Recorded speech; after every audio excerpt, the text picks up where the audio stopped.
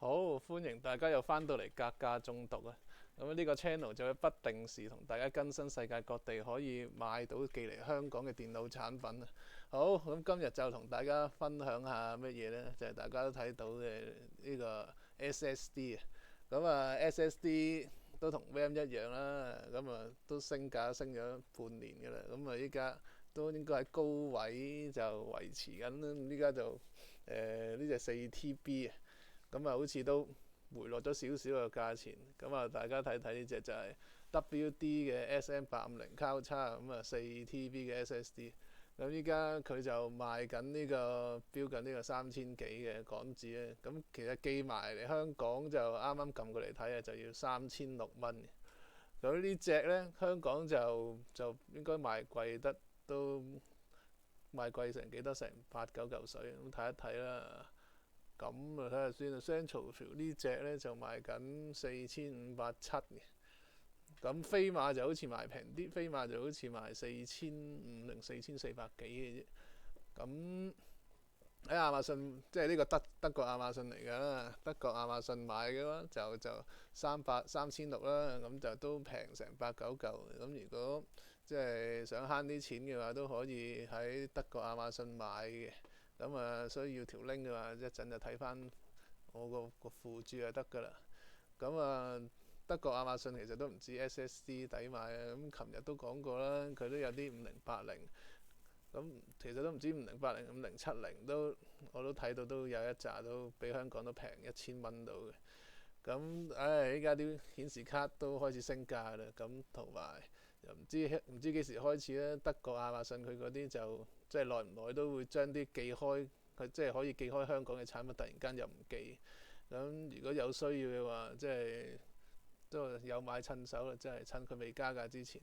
咁啊，即係呢期就比較多客揾嘅呢，就係華碩呢塊5070嘅 Prime 3風扇啦。咁其實我都唔知呢張有乜咁特別，不過其實佢只係 SFF 嘅 size 可以擺到落好多啲 ITX 嘅機箱度嘅啫。不過可能華碩個名就比較即係受歡迎啲啦。咁香港呢一張卡就照計都已經賣緊6000，啱啱睇過係咪6100至6500度咧？睇多次先啊！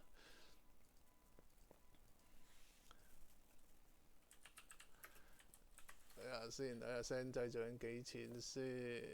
哦，依家就做緊6400幾添，同埋好似早2日開始，即係各大嘅網店都開始即係佢就話即係唔將啲卡散賣，即係 Central 啊同飛馬嗰啲都係即係將啲顯示卡全部都係限住你哋一定要砌機先至肯賣俾你。